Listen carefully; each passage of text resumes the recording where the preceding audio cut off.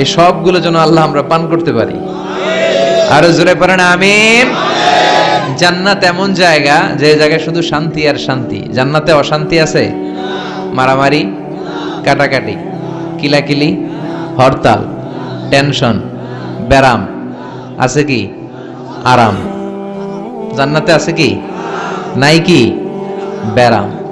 আরামের জায়গা, কোনো টেনশন নাই। জান্নাতের ভিতরে রোদ নাই, বৃষ্টি নাই, ভূমিকম্প আছে? দুনিয়াতে ভূমিকম্পের টেনশন হয় না? বন্যা আছে জান্নাতে? পুলিশের দৌড়ানি, র্যাবের দৌড়ানি আছে? বাড়ি ভাড়ার টেনশন, বিদ্যুৎ বিল, গ্যাসের বিল, ঘুমে ধরে না আমাদের, ঠিক কি না? জান্নাতে কোনো টেনশন নাই। জান্নাত হচ্ছে আরামের জায়গা। আপনারা যারা যাবেন জান্নাতে 60 হাত লম্বা হয়ে ঢুকবেন। আহলুল জান্নাতে জুরদা ওয়া মুরদা, জান্নাতীরা হবে পশমবিহীন। এই যে দুনিয়াতে দাড়ি রাখা ওয়াজিব বা সুন্নাতে মুআক্কাদা, কিন্তু জান্নাতীদের গালে কোনো দাড়ি থাকবে না, মোজ থাকবে না, গায়ে পশম থাকবে না। আবনাউ সালাসিন ওয়া সালাসিন, সব জান্নাতি পুরুষরা হবে 33 বছরের তাগড়া যুবক। আল্লাহ, এখানে যেমনি আমরা একত্রিত হলাম, তোমার জান্নাতেও যেন আমরা একত্রিত হতে পারি, তুমি তৌফিক দাও। আর জোরে পড়েন আমিন। এতগুলো কথা কোত্থেকে এসেছে জানেন? জিজ্ঞেস করেছিলাম সবচেয়ে দামি সূরা কোনটা? একজন বলছে বাকারা। বাকারা মানে গাভী, গাভী থেকে দুধ, দুধ থেকে জান্নাত। সুবহানাল্লাহ পড়েন। কোরআনের কথা শেষ হতে চায় না, ইন্টার রিলেটেড, তাই না? একটার সাথে আরেকটা মিলে থাকে। খেয়াল রাখবেন, আল্লাহর কথা রাসূলের কথা কোনো ফাঁক ফোকর নাই, আছে? এজন্য এই দুইজনের কথাই আমরা মানব। বিদায় হজের ভাষণে বিশ্বনবী বলেছিলেন, লাকাদ তারাকতু ফীকুম আমরাইন লান তাদিল্লু মা তামাসসাকতুম বিহিমা কিতাবাল্লাহ ওয়া সুন্নাত রাসূলি। আমি তো চলে যাব, রেখে যাব দুটো জিনিস, যদি দুটো জিনিসকে মেনে চলো কখনো বিভ্রান্ত হবে না। একটা হচ্ছে আল্লাহর কিতাব, আর একটা হচ্ছে বিশ্বনবীর সুন্নাত। এই দুইটা আমরা আঁকড়ে ধরবো। রাজি আছেন তো? পৃথিবী যেদিকে যাক, আমি থাকবো দুইটা নিয়ে, ইনশাআল্লাহ। পড়েন। কোরআনের সবচেয়ে দামি সূরা কোনটা বলেন? ফাতিহা। কিছু বলতেছে ফাতিহা, পিছনের বাইরা কি বলবেন? হ্যাঁ, ইয়াসিন। আর আচ্ছা, এবার বলেন, আমি সহজ করে দিই, বলেন কোন সূরা না পড়লে নামাজ হয় না? এবার ক্লু পাইছে, এবার ক্লু পেয়েছে। এই সূরা ছাড়া নামাজ হয় না। আমি যদি পড়াই হবে না, এই মসজিদের ইমাম সাহেব পড়াইলে হবে না, কিন্তু বাইতুল মুকাররমের খতিব পড়াইলে আবার হবে। হবে না? শাইখ আব্দুর রহমান সুদাইস পড়ালে তো হবেই। খাইছে কত বড় মুফতি দেখছেন, ফতোয়া দিয়ে দিচ্ছে জিনা। আসলেই হবে না, কারণ এটা এমন সূরা, এই সূরা না পড়লে নামাজ হয় না। বিশ্বনবী বুখারীর বর্ণনায় বলেছেন, আ'যামুস সুওয়ার ফিল কোরআন, কোরআনের সবচেয়ে দামি সূরা। এটা আমার বানানো কথা না, সবচেয়ে দামি সূরা। এই সূরার মতো সূরা কোরআনে তো নাই, তাওরাতের ভিতরেও নাই, ইনজিলের ভিতরেও নাই, জাবুরের ভিতরেও নাই। 60টা মাত্র আয়াত। কয়টা? কার কার মুখস্থ নাই হাত তোলেন? সূরা ফাতিহা মুখস্থ নাই কার কার? হাত তোলেন। হিন্দু ভাই নাই কেউ? আমাদের অনেক মাহফিলে হিন্দুরা আসে, হিন্দুদেরও মুখস্থ। সুবহানাল্লাহ কইবেন না? এই দেশের অনেক হিন্দুরা কালেমা পড়ে জানেন? বিশেষ করে তুফানের সময় আরো বেশি পড়ে। কক্সবাজারে যখন জলোচ্ছ্বাস হয়, তখন মহেশখালীতে যে বৌদ্ধ মন্দির আছে, স্বর্ণ মন্দির, ওই বৌদ্ধ মন্দিরের গৌতম বুদ্ধের যারা অনুসারী, তারা নিচে নেমে আসে তুফান দেখে, আর বলে লা ইলাহা। ওরা বোঝে তুফান থেকে শুধু একটা কালেমাই বাঁচাতে পারে, আল্লাহ ছাড়া বিপদ থেকে কেউ বাঁচাতে পারে। আমি একবার লঞ্চের ভেতরে তুফানে পড়ছিলাম, তো লঞ্চ ডুবে যাবে তুফানের ধাক্কায়। তো দেখলাম লঞ্চের ভিতরে শুধু মুসলমানরাই জিকির করে না, হিন্দুরাও জিকির করে। তুফান থেমে যায়, জিকিরও থেমে যায়। কত বড় ডাকাত! তুফান শুরু, জিকিরও। সবার মুখে এক চিৎকার, বাঁচাও। আমি বললাম, কে বাঁচাবে? কে? হুজুর আমনে। ভাবছে আমি দোয়া কালাম পড়লে বেঁচে যাবে, তো আমি বললাম, আমি যে বাঁচাবো, আমারে বাঁচাবে কে? মনে রাখবেন, কেউ বাঁচাতে পারে না, একজন ছাড়া। চিৎকার করে বলতে হবে, তিনি কে? কোরআনের সবচেয়ে দামি সূরার নাম সবাই বলেন। এই সূরাতুল ফাতিহার মাত্র 7টা আয়াত। কয়টা আয়াত? এই 7টা আয়াত নিয়ে কয়েক মিনিট একটু আল্লাহর রাস্তায় কুরবানি করা যাবে না? কান দুইটা খরগোশের মতো খাড়া করেন, খরগোশ কান খাড়া করে শুনে, এজন্য খুব পিন ড্রপ সাইলেন্ট, পিন পতন নীরবতাও খরগোশ কান দিয়ে শুনতে পায়। তো আমি যতক্ষণ আপনাদের খেদমতে কিছু কথা বলবো, কান দুটো খাড়া করে রাখতে হবে, পারা যাবে না। এই সূরাটা হচ্ছে আউয়ালুস সূরা নাযালা কামিলান মিনাল কোরআন, কোরআনের সর্বপ্রথম নাজিল হওয়া পূর্ণাঙ্গ সূরা। এই সূরার আগে কোন সূরা পূর্ণাঙ্গ একসাথে নাজিল হয় নাই। কোন সূরার 5 আয়াত, 10 আয়াত, 20 আয়াত। আপনারা যে এখন সুন্দর কোরআন দেখতেছেন, বিশ্বনবীর সময় কি এই কোরআন ছিল? না। 23 বছরের লম্বা জিন্দেগিতে বিশ্বনবীর কাছে এই কোরআন নাজিল হয়েছে। পরবর্তীতে এটার কম্পাইলেশন করা হয়েছে, scripture, holy scripture, the Quran, whereof there is no doubt, no suspicion in it, and a guidance to those who are muttaqin. এটা এমন বই যেটাতে আল্লাহ কোনো ভুল রাখে নাই, মুত্তাকিনদের জন্য এটা পথ নির্দেশিকা হিসেবে আল্লাহ পাঠিয়েছে। পড়েন সুবহানাল্লাহ। তো সূরাতুল ফাতিহার আগে অনেক সূরা নাজিল হয়েছে, কিন্তু একটু একটু করে, পুরোটা একসাথে না। এই সূরাটা পুরোটা একসাথে সর্বপ্রথম নাজিল হয়েছে। এজন্য এই সূরাটারে আবার বলে ফাতিহাতুল কিতাব, মানে preface of the book, introductory সূরা। কোরআনটা খুললেই সর্বপ্রথম আপনার নজরে যে সূরাটা পড়বে, সূরাটার নাম সবাই বলেন সূরাতুল ফাতিহা। আবার বিশ্বনবী এটাকে বলেছেন কোরআনের মা। কি বলেছেন? চমৎকার একটা ইনফরমেশন না? মনে রাখতে হবে। তাহলে কোরআনের মায়ের নাম কি মনে থাকবে? বলেন তো, সকল পৃথিবীর সব শহরের জনপদের মায়ের নাম কি? মক্কাতুল মুকাররমা। তেমনি কোরআন আল কারীমের মায়ের নাম হচ্ছে সূরাতু আল ফাতিহা। এরপরে বিশ্বনবী বলেছেন এই সূরাটা হচ্ছে সূরাতুল ওয়াফিয়া, অখণ্ড সূরা। এই সূরাকে খণ্ড খণ্ড করে পড়া যায় না। কেউ প্রথম রাকাতে সূরাতুল ফাতিহার অর্ধেক, দ্বিতীয় রাকাতে বাকি অর্ধেক যে পড়ছে হইছে। কিন্তু কেউ প্রথম রাকাতে সূরা আর রহমানের 10 আয়াত, পরের রাকাতে বাকি 10 আয়াত। কোনো সমস্যা আছে? সমস্যা নাই। তার মানে এই সূরার নাম সূরাতুল ওয়াফিয়া, অখণ্ড সূরা। মানে এই সূরাকে খণ্ড খণ্ড করে পড়া যায় না, পড়লে পুরোটাই পড়তে হয়। সুবহানাল্লাহ পড়েন। আবার এই সূরার আরেকটা নাম হচ্ছে সূরাতুদ দুআ, দোয়ার সূরা। কিসের সূরা? কেমন করে আল্লাহর কাছে প্রার্থনা করতে হয়, দোয়া করতে হয়, ফরিয়াদ করতে হয়, সে কথা এই সূরার ভেতরে আছে না নাই? কারণ এই সূরাতে আমরা প্রতিদিন একটা দোয়া করি, ইহদিনাস সিরাতাল, মানে কি? আল্লাহ আমাকে সরল সঠিক পথ দেখাও। আমাদেরকে পথ দেখায় কে? চিল্লায় বলেন। আমি যদি কোনদিন পথে ভুলে যাই, হাত ছানি দিয়ে কাছে নিও, মমতার বন্ধনে আমায় বেঁধে সব ভুল ক্ষমা করে দিও। আমি যদি কোনদিন পথে ভুলে যাই, হাত ছানি দিয়ে কাছে নিও, মমতার বন্ধনে আমায় বেঁধে সব ভুল ক্ষমা করে দিও। পড়েন আমিন। আমরা যদি পথ ভুলে যাই, আমাদের পথ দেখায় কে? এজন্য এই সূরাটার নাম সূরাতুদ দুআ, প্রার্থনার সূরা। কেমন করে আল্লাহর কাছে প্রার্থনা করতে হয় এই সূরার ভেতরে আছে না নাই? এরপরে এই সূরার নাম হচ্ছে সূরাতুস সালাত, নামাজের সূরা। কিসের সূরা? সব সূরা ছাড়া নামাজ হয়, সূরাতুল ফাতিহা ছাড়া নামাজ হয়? বিশ্বনবী বললেন লা সালাতা লিমান লাম ইয়াকরা বিফাতিহাতিল কিতাব। যে সূরা ফাতিহা তার নামাজে পড়ে না, তার নামাজ আল্লাহর দরবারে কবুল হয় না। এরপরে বিশ্বনবী বলেছেন এই সূরার নাম সূরাতুশ শিফা। সূরাতুশ শিফা, শেফার সূরা, আরোগ্য লাভ করার সূরা। অসুস্থ ব্যক্তির গায়ে এই সূরা পড়ে ফু দিলে সুস্থ করবে কে? বিশ্বাস হয়? বিশ্বাস হইতে হবে, ঈমান থাকতে হবে। ঈমান যদি পাক্কা হয় তাইলে কাজ করবে, তা না হইলে কাজ করবে না। অনেকে বলে হুজুর আমি তো কত সূরা ফাতিহা পড়ে ফু দিলাম, কই আমার পেটে ব্যথা তো ভালো হয় না। যেটা কইছে তুই একটা ডাকাত, ঠিক কি না? ওর ঈমান নাই, ওর ঈমানে ঝামেলা।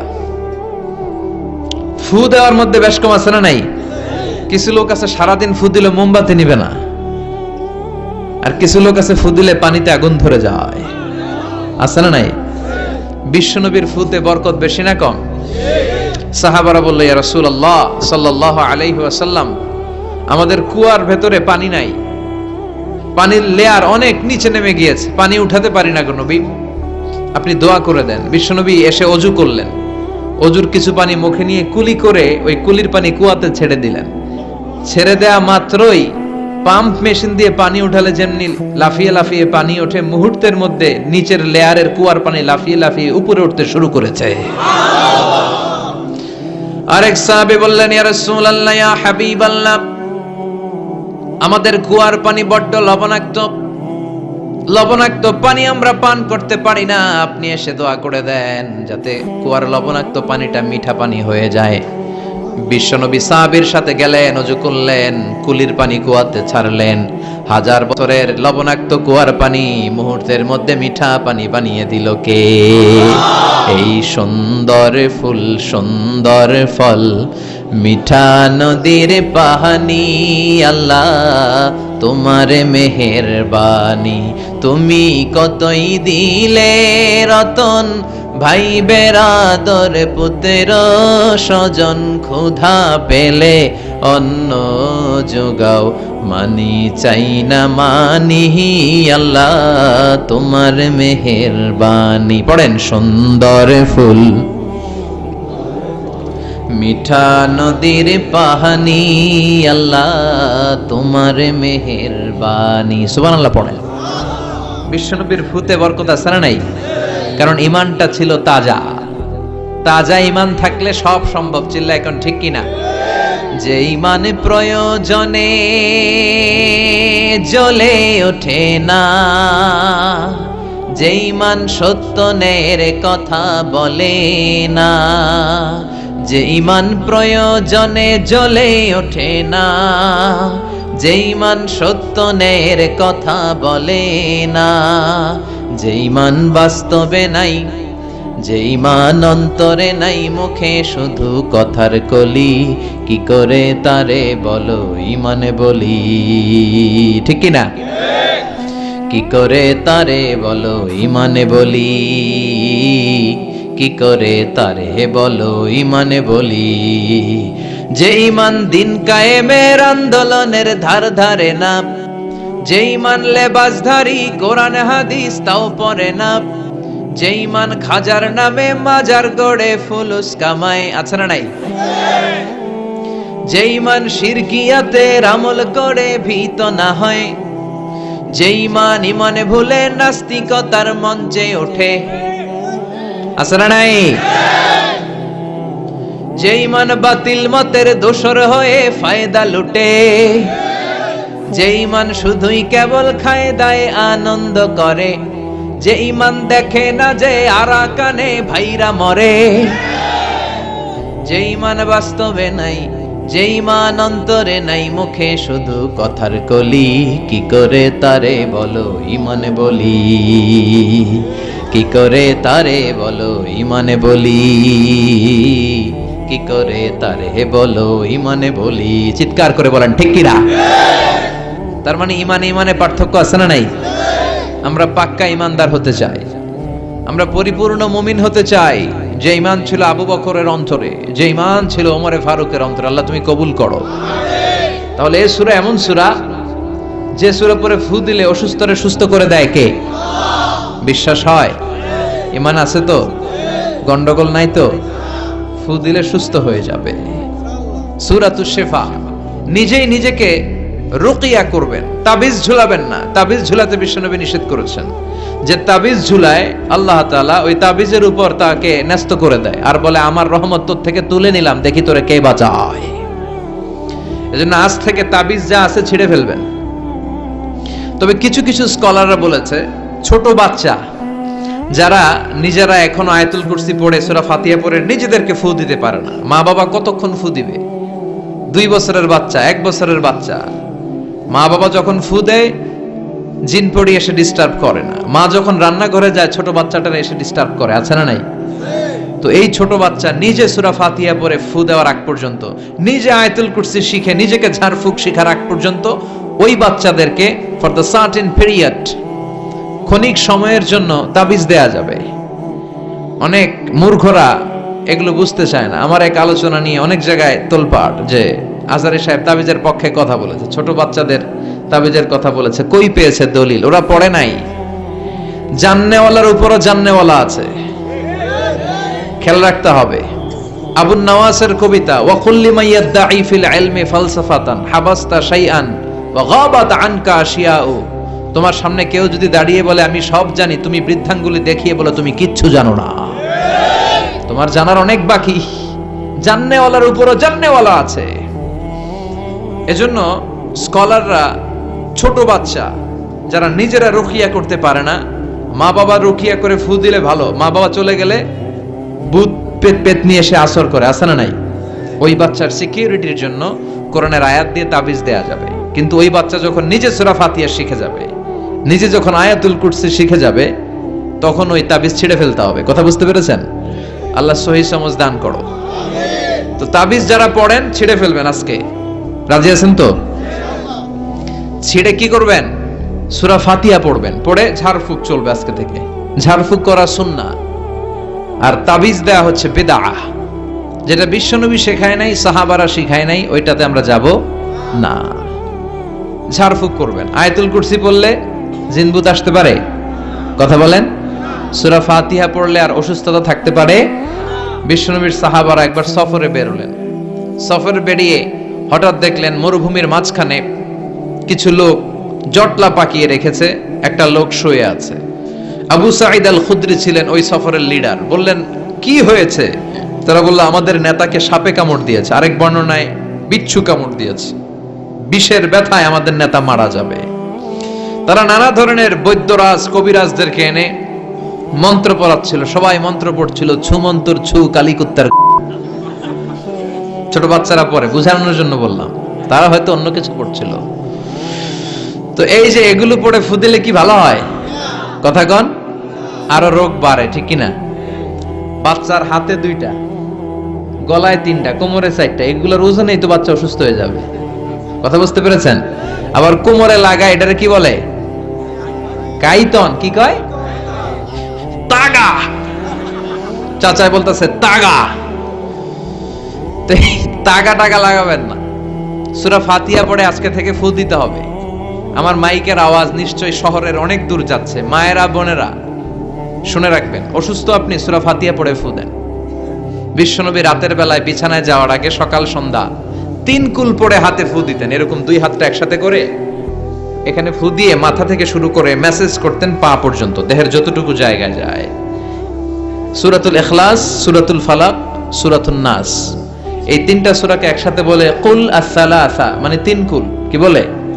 এই 3 কুল পড়ে না, যায় লিটন দেওয়ানের কাছে। কই যায়? লিটন দেওয়ান কিছু করতে পারে? লিটন দেওয়ান নাকি ভবিষ্যৎ বলে দিতে পারে। তো যমুনা ফিউচার পার্কে না বসুন্ধরাতে মনে হয় ওর চেম্বার, ওখানে আগুন লাগলো বসুন্ধরায়। তো র্যাবের প্রধান যে ওরা কয়েকবার গ্রেফতার করছে, তো একবার গ্রেফতার করে বলে কি রে, তুই সারা বাংলাদেশের 17 কোটি মানুষের ভাগ্য বলে দিস, তোর চেম্বার যেই শপিং মলে, এই শপিং মলে আগুন লাগবে, আগে গলি না কেন? তারপর হাতের রেখাতে অনেকে ভাগ্য বলতে চায়, এটা ভুয়া কথা। এই হাতের রেখায় কোনো ভাগ্য থাকে না। আপনারা শুনলেই কিছু মানবেন না, আপনারা কোরআন হাদিস দিয়ে যাচাই করবেন, দলিল খুঁজবেন। কি খুঁজবেন? দলিল। 1.5 কাঠার একটা জায়গা কুমিল্লা শহরে কিনবে, এটার দলিলটা ঠিক আছে কিনা দেখার জন্য পাগল হয়ে যায়। নিজে বুঝে না, আরেকজনের কাছে যায় যে পাক্কা বুঝে, দেখেন দলিলটা ঠিক আছে কিনা। তো 1.5 কাঠা জায়গার দলিল ঠিক আছে কিনা পাগল হয়ে গেলেন। যেই জান্নাতের দাম গোটা দুনিয়াটারে 10,000 বার বিক্রি করলেও জান্নাতের একটা চেয়ারের দাম হবে না, ঠিক কিনা? তো ওই জান্নাত আপনি পাবেন যেই আমল করে, ওই আমলের দলিল লাগবে না? কথা বলেন। তবে বিনয়ের সাথে, কারো কাছে যখন দলিল চাবেন বিনয়ের সাথে আগে বুঝে নেবেন কার সাথে কথা বলতেছেন। You have to know who you are talking with, you don't know who you are dealing with. অনেকে জানে না কার সাথে কেমন করে কথা বলতে হয়। এজন্য আমি বলি যে জাননেওয়ালার উপরও জাননেওয়ালা আছে, তোমার অনেক পড়তে হবে, অনেক জানতে হবে, তাহলে তুমি সব বুঝবা, ঠিক কিনা? তো আমরা ঝাড়ফুঁক করব। আবু সাইদ খুদরি বলল এই ঝুমন্তর সু কালিকুত্তার ঘু, এটাতে কিছু হবে না। আমার কাছে এমন জিনিস আছে, এটা দিয়ে ফু দিলে ভালো করে দেয় কে? সবাই বলল তাহলে আমাদের নেতাকে ভালো করো। আবু সাইদ খুদরি বলল তাহলে আমারে ছাগল দিতে হবে, 1 পাল ছাগল। ওরা রাজি হলো। সবাইকে সরিয়ে উনি বসলেন। এই জীবনে প্রথম উনি রুকিয়া করেছেন। সূরা ফাতিহা পড়ে একবার ফু দিলেন, চোখ বন্ধ ছিল, সর্দারের চোখ খুলে ফেলেছে। আবার ফু দিলেন, এবার বসে গেছে, আবার ফু, হাঁটতে শুরু করছে, পুরা সুস্থ। সুবহানাল্লাহ পড়েন। এক পাল ছাগল পেলেন, পথিমধ্যে একটা ছাগল জবাই করেও খেলেন। এরপর বিশ্বনবীর কাছে এসে মাসালাটা রিচেক করে নিলেন, ক্রস চেক, ডাবল চেক। আপনারা এখন ইউটিউবের সময় না, যে কোনো জিনিস সার্চ দিলেই সব পাওয়া যায়, আপনি জানতে পারবেন। তো একটা বিষয়ের উপর অনেকগুলো আলেমের বক্তব্য শুনবেন, ফলে ওভারঅল একটা ধারণা আপনি পেয়ে যাবেন। বুঝতে পেরেছেন? বিতিরের সালাত কয় রাকাত, অনেক মন্তব্য আছে, অনেক মতামত আছে। আপনি 5 জন স্কলারের কথা শুনেন, মোটামুটি একটা আন্দাজ পেয়ে যাবেন যে এটাই হয়তো হকের কাছাকাছি। গোড়ামি করা যাবে? ইসলামে গোড়ামি নাই। ইসলামের সৌন্দর্য হচ্ছে আত-তাইসির, simplicity is the beauty of Islam. সহজীকরণ হচ্ছে ইসলামের সৌন্দর্য। বিশ্বনবীকে যে কোনো অপশন দিলে সবচেয়ে সহজ অপশনটা নিতেন। সুবহানাল্লাহ পড়েন। বিশ্বনবীর কাছে এসে বললেন, ইয়া রাসূলুল্লাহ, সূরা ফাতিহা দিয়ে ঝাড়ফুঁক করে এক বর্ণনায় 100টা, আরেক বর্ণনায় 30টা ছাগল আমরা পেয়েছি।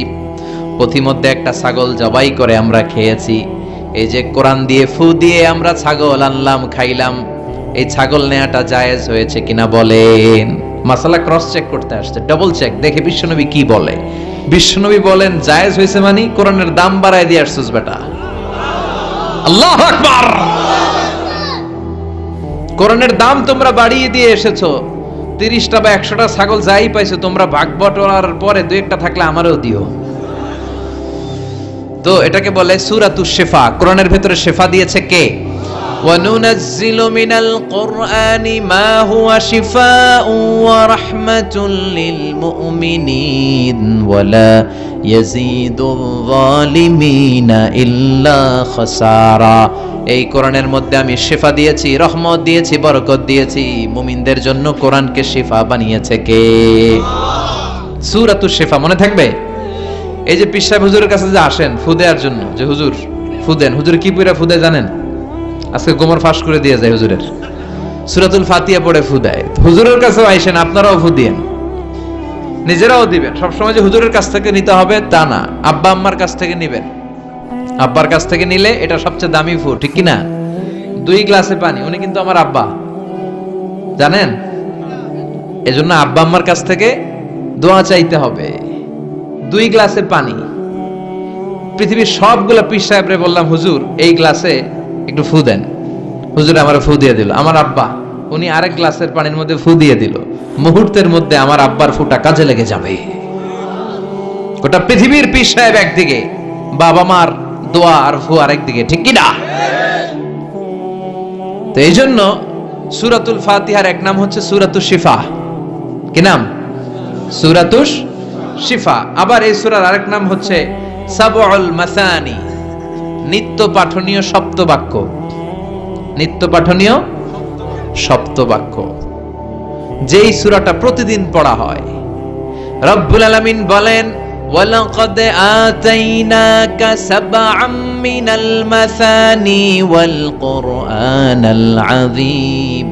ও নবী, আমি আপনাকে নিত্য পাঠনীয় 7টা বাক্য দান করেছি, সাথে সাথে কোরআনে আজিম দান করেছি। সুবহানাল্লাহ। নিত্য পাঠনীয় 7টা বাক্য, এমন 7টা বাক্য এই সূরাতুল ফাতিহা, যে 7টা বাক্য সব সময় পড়তে হয়। যারা প্রতিদিন নামাজ পড়ে, শুধু ফরজ নামাজ পড়ে, তার 17 বার পড়তে হয় এই সূরাটা। সুবহানাল্লাহ মাহফিলের পরে। আর যারা সুন্নাত সহ পড়ে, তাদের প্রতিদিন 32 বার এই সূরাটা পড়তে হয়। তাহলে যেই লোকটার বয়স হয়েছে 50 বছর, সে যদি নামাজি হয়ে থাকে, একটু হিসাব করেন, লোকটার বয়স কত? 50। আর লোকটা নামাজি না বেনামাজি? নামাজি। নামাজি লোক, বয়স 50 বছর। তাহলে এই 50 বছরে সে যে কত লক্ষবার সূরা ফাতিহা পড়ছে ও নিজে জানে? সুবহানাল্লাহ কই? আল্লাহু আকবার। এমন সূরা যেটা প্রতিদিন পড়তে হয়। আবার বিশ্বনবী বললেন, লা তুহসা আজাইবুহু ওয়ালা তাবলা গরাইবুহু ফিহি মাসাবিহুল হুদা ওয়া মানারুল হিকমা। কোরআন এমন কিতাব, সূরাতুল ফাতিহা এমন সূরা, এই সূরার আশ্চর্যান্বিতার কোনো শেষ নাই। এই সূরা কোনোদিন পুরান হয় না। যাদের 80 বছর বয়স, কত কোটিবার আপনি সূরা ফাতিহা পড়ছেন, বুকে হাত দিয়ে বলেন তো, কখনো কি আপনার মনে হয়েছে যে প্রত্যেক দিন নামাজটা শুরু করলে এই সূরাটা দিয়ে শুরু করতে হয়। কত কোটি বার পড়লাম, আর ভাল লাগে না, পুরান পুরান লাগে। বুকে হাত দিয়ে বলেন, দাঁড়ান একজন, যে হুজুর আমার কাছে আর ভাল লাগে না, সূরাতুল ফাতিহা পড়তে পড়তে এটা পুরান লাগে, কালকে থেকে কুল ফল্লা দিয়ে শুরু করুন। এরকম ডাকাইতে আছে কেউ? নাই, কারণ কোরআন কখনো পুরান হয় না, যতই পড়ি ততই নতুন। চিল্লায় পড়েন আল্লাহু আকবার। এজন্য বিশ্বনবী বললেন, ও উম্মতেরা শোনো, এই 60টা সূরা দেখতে ছোট, 60টা আয়াত বিশিষ্ট এই সূরাটাকে দেখতে ছোট মনে হয়, সবার মুখস্থ, প্রত্যেকের কলিজার ভেতরে আছে। তোমাদের কাছে সাধারণ মনে হয়, সূরাটা সাধারণ না, অসাধারণ করে সূরাটারে নাজিল করেছে কে?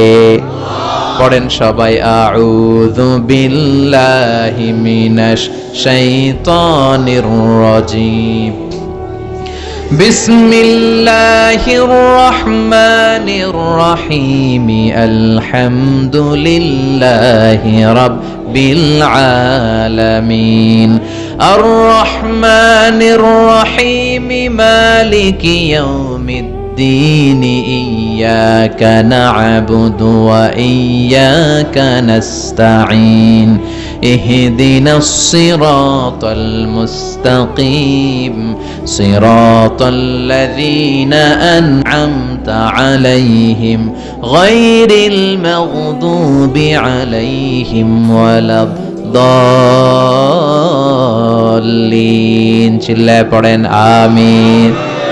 আরো জোরে আমিন। আপনাদের মনোযোগ আছে না গেছে? কষ্ট হচ্ছে?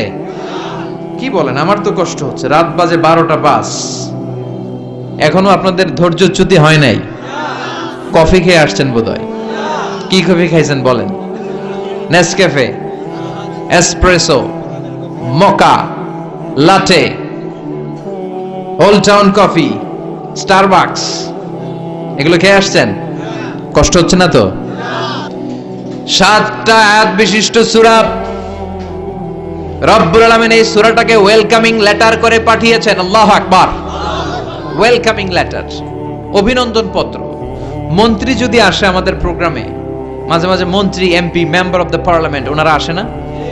আসলে আমরা ওয়েলকামিং লেটার দেই, স্মারকলিপি দেই, অভিনন্দন পত্র দেই, ঠিক কিনা? অভিনন্দন পত্রের ভেতরে 3টা জিনিস থাকে। কয়টা? চিল্লায় বলেন।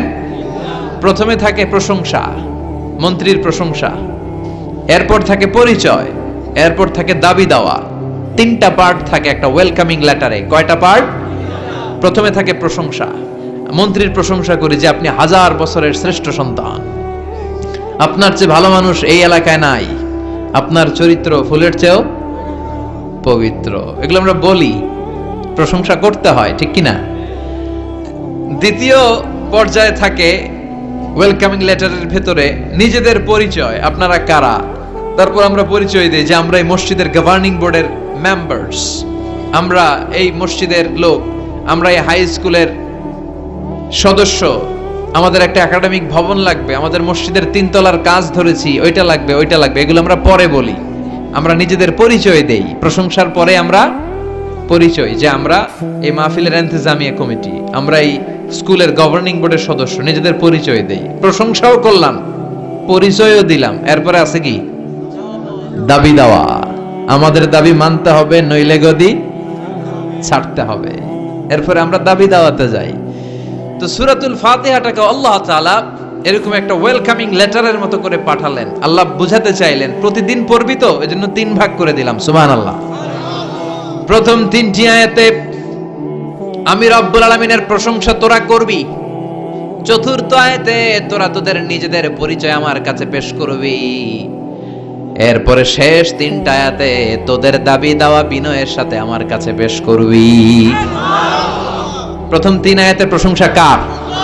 আল্লাহ বললেন আলহামদুলিল্লাহি রাব্বিল আলামিন, সকল প্রশংসার মালিক হলেন আল্লাহ, যিনি হলেন জগৎ সমূহের রব। আল্লাহু আকবার।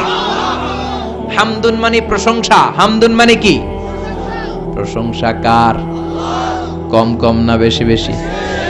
বিশ্বনবী মসজিদে নববীতে ইমামতি করছেন, আল্লাহু আকবার বলে নামাজ শুরু করলেন, কেরাত পড়লেন, রুকুতে গেলেন, রুকু থেকে দাঁড়িয়ে বিশ্বনবী পড়লেন সামি আল্লাহ। পেছন থেকে সাহাবারা ছোট্ট আওয়াজে গুনগুনিয়ে পড়লেন রব্বানা রব্বানা ওয়ালাকাল হামদ। এক সাহাবী নিজ থেকে ফিসফিস করে পড়লেন হামদান কাসীরান তাইয়িবান মুবারাকান ফি। চারটা অতিরিক্ত শব্দ নিজ থেকে বানিয়ে পড়লেন। কয়টা? চারটা শব্দ আমার সাথে সাথে আওয়াজ করে পড়েন। হামদান কাসীরান তাইয়িবান মুবারাকান ফি। আবার পড়েন হামদান কাসীরান তাইয়িবান মুবারাকান ফি। চারটা শব্দ। বিশ্বনবী সালাত শেষ করলেন। সালাত শেষে তিনি আওয়াজ করে পড়তেন আল্লাহু আকবার, তিনবার পড়তেন আস্তাগফিরুল্লাহ। এরপর আজকার গুলো পড়ে তিনি সাহাবাদেরকে বললেন, কে অতিরিক্ত চারটা তাসবিহ পড়েছো? দাঁড়াও, আমি তো এই চারটা তাসবিহ শিখাই নাই, কে পড়েছো? কেউ দাঁড়ায় না, ভয়। বিশ্বনবী অভয় দিলেন, দাঁড়াও, আমি কিচ্ছু বলবো না। এক সাহাবী দাঁড়ালেন, দাঁড়িয়ে বললেন, ইয়া রাসূলুল্লাহ, আমি পড়েছি। বিশ্বনবী বললেন, কেন পড়েছো? এই হামদান কাসীরান তাইয়িবান মুবারাকান ফি, এই চারটা তাসবিহ তো আমি শিখাই নাই, পেলে কোত্থেকে? সাহাবী বলে, ইয়া রাসূলুল্লাহ, ইয়া হাবিবাল্লাহ, আল্লাহর তাসবিহ যখন আমি পড়ি, আল্লাহর জিকির যখন আমি পড়ি, কম কম পড়লে আমার পোষায় না, আমার পড়তে হয় বেশি বেশি। এজন্য আমি নিজ থেকে আই ফেব্রিকেটেড দিস তাসবিহ, আমি নিজ থেকে এটা বানিয়ে পড়েছি। বিশ্বনবী বললেন, ও সাহাবী, ভয় পেও না, চিন্তা করো না। তোমরা দেখো না, এই নামাজরত অবস্থায় আমি দেখেছি বিদউ ওয়া সালাসুনা মালাইকা, 30 জনেরও বেশি ফেরেশতা।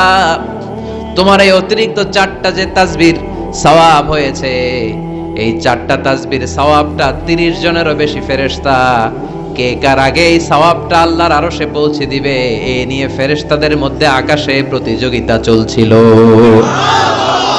আকাশে তারা কম্পিটিশন করছিল, কে কার আগে আল্লাহর দরবারে পৌঁছে দিবে এই প্রশংসা। এজন্য আল্লাহর প্রশংসা কম কম না বেশি বেশি? আল্লাহর প্রশংসা করে আমরা শেষ করতে পারবো? সাগরের জলকে কালি করে, গাছের পাতাকে খাতা করে, তোমার মহিমা লেখা শেষ হবে না, যদিও লিখি প্রভু জীবন ভরে। সাগরের জলকে কালি করে, গাছের পাতাকে খাতা করে, তোমার মহিমা লেখা শেষ হবে না, যদিও লিখি প্রভু জীবন ভরে। সাগরের জলকে কালি করে, সুবহানাল্লাহ পড়েন। উপমাটা খেয়াল করেছেন? মেটাফরিক, এটাকে বলে মেটাফোর, রূপক অর্থে, মাজাজি ভাবে আল্লাহ বলেছেন, সাগরের জল যদি কালি হয়, গাছের পাতা যদি খাতা হয়। পৃথিবীতে কয়টা গাছ আছে? পৃথিবীতে বাদ দেন, কুমিল্লাতে গাছের পরিমাণ কেমন? অনেক। তো কুমিল্লায় যদি অনেক হয়, বাংলাদেশে কেমন? বাংলাদেশেও অনেক। আচ্ছা, তো আফ্রিকার জঙ্গলের কি অবস্থা? সুবহানাল্লাহ পড়বেন না? এই সব গাছের পাতা যদি খাতা হয়ে যায়, সাগরের জল যদি কালি হয়ে যায়। পৃথিবীর সবচেয়ে গভীরতম সাগরের নাম প্রশান্ত মহাসাগর। গভীরতা, সবচেয়ে গভীর জায়গার নাম মারিয়ানা ট্রেঞ্চ, গভীরতা প্রায় 36,000 ফিট। দ্বিতীয় গভীরতম সাগরের নাম আটলান্টিক মহাসাগর। সবচেয়ে গভীরতম জায়গার নাম হচ্ছে পুয়ের্টো। এই পুয়ের্টো গভীরতা প্রায় 33,000 ফিট। মহাসাগর কি পৃথিবীতে শুধু দুইটা? কথা বলেন। প্রশান্ত মহাসাগর, আটলান্টিক মহাসাগর, ভারত মহাসাগর, উত্তর দক্ষিণ, কত মহাসাগর, কত সাগর। এই আমাদের বঙ্গোপসাগর, লোহিত সাগর, ভূমধ্য সাগর, চায়না সাগর, কৃষ্ণ সাগর, সাগর আর সাগর। এই পৃথিবীর 70% শুধু সাগর, 70% শুধু হানি আর হানি, নোয়াখালীর ভাষায় পানি আর পানি। তো এই সব পানিগুলো যদি কালি হয়ে যায়, আল্লাহর কথার ওজন কি দেখেন? কোত্থেকে আল্লাহ এই মেটাফোর, রূপক অর্থ নিয়ে আসলেন? সব সাগরের পানি যদি কালি হয়ে যায়, সব গাছের পাতা যদি খাতা হয়ে যায়, সাগরের জল নামক কালি দিয়ে গাছের পাতা নামক খাতার উপরে যদি আমি আল্লাহর প্রশংসা লিখতে শুরু করে দাও, সাগরের জলও শেষ হয়ে যাবে, গাছের পাতাগুলোও ফুরিয়ে যাবে, আমি আল্লাহর প্রশংসা করে শেষ করা যাবে না। قل لو كان البحر مدادا لكلمات ربي لنفد البحر قبل أن تنفد كلمات ربي ولو جئنا بمثله مددا। সুবহানাল্লাহ পড়েন। সব ফুরিয়ে যাবে, ফুরাবে না আল্লাহর প্রশংসা। এজন্য আল্লাহ আলহামদু দিয়ে শুরু করলেন।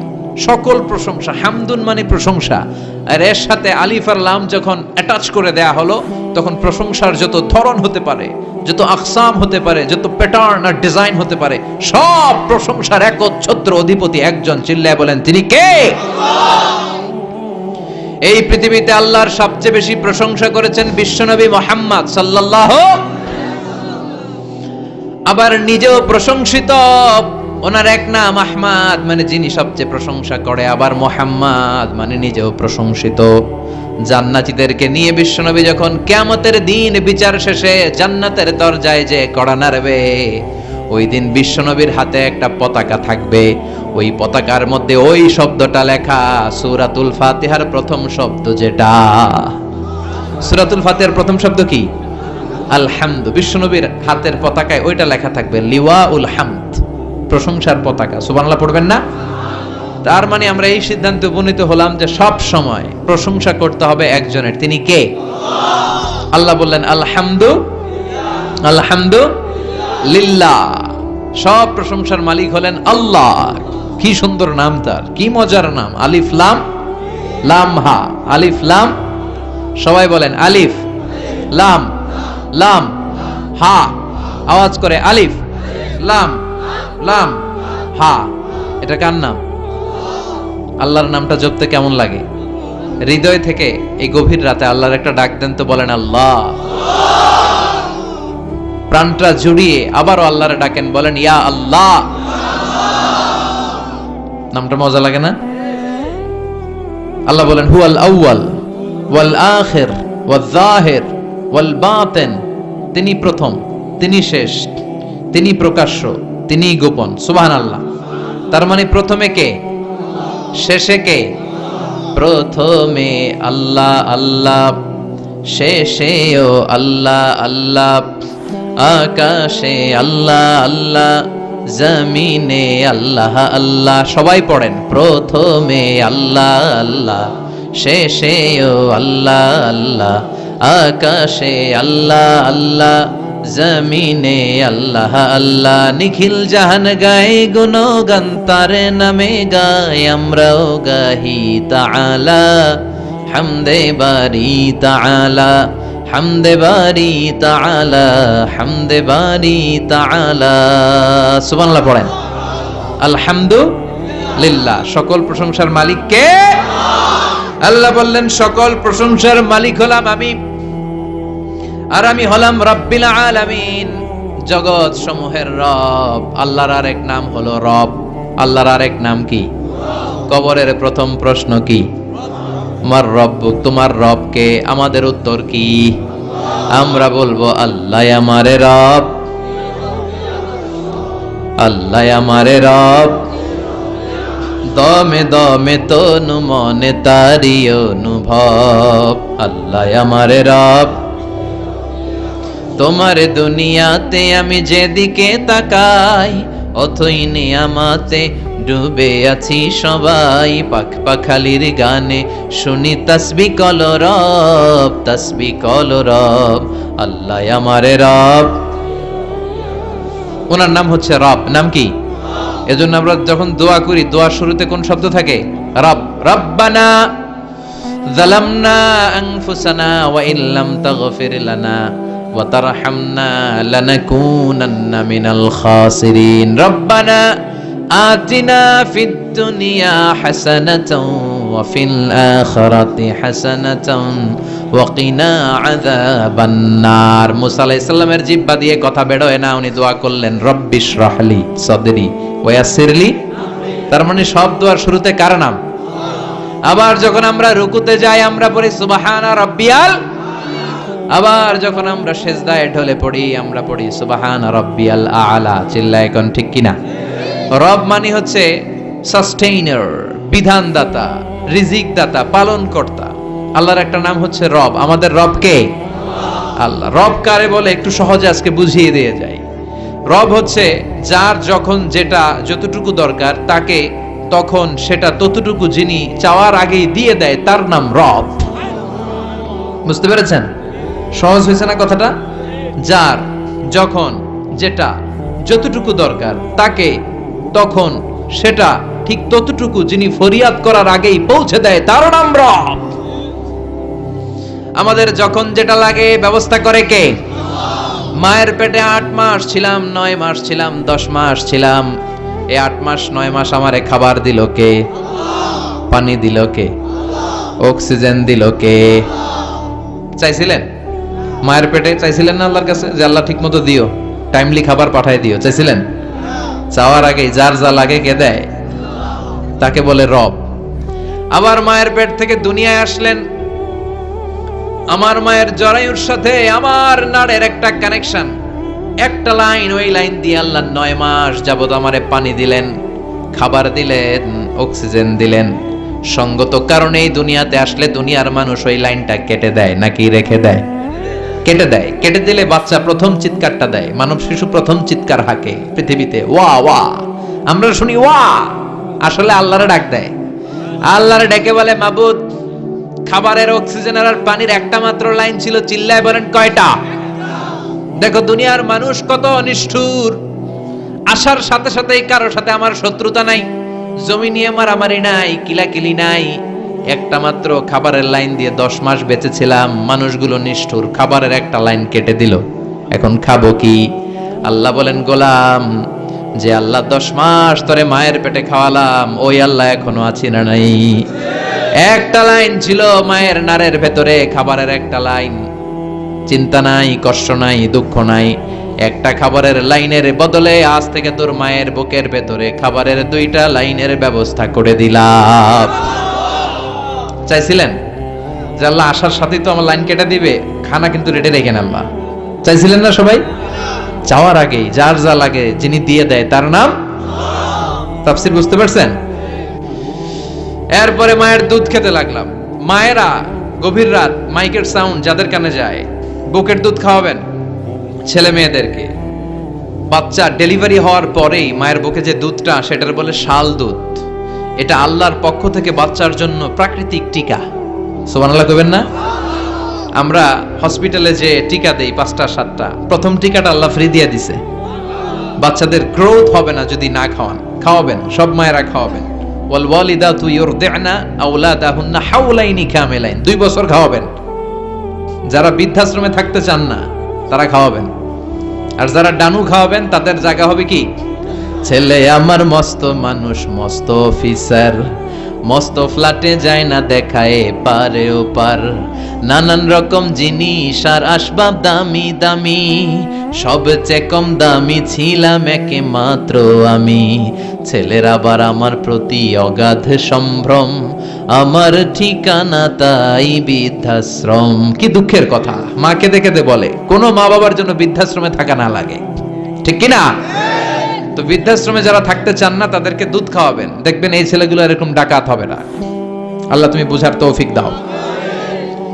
তার মানে মায়ের পেটে যখন ছিলাম খাবার দিল কে?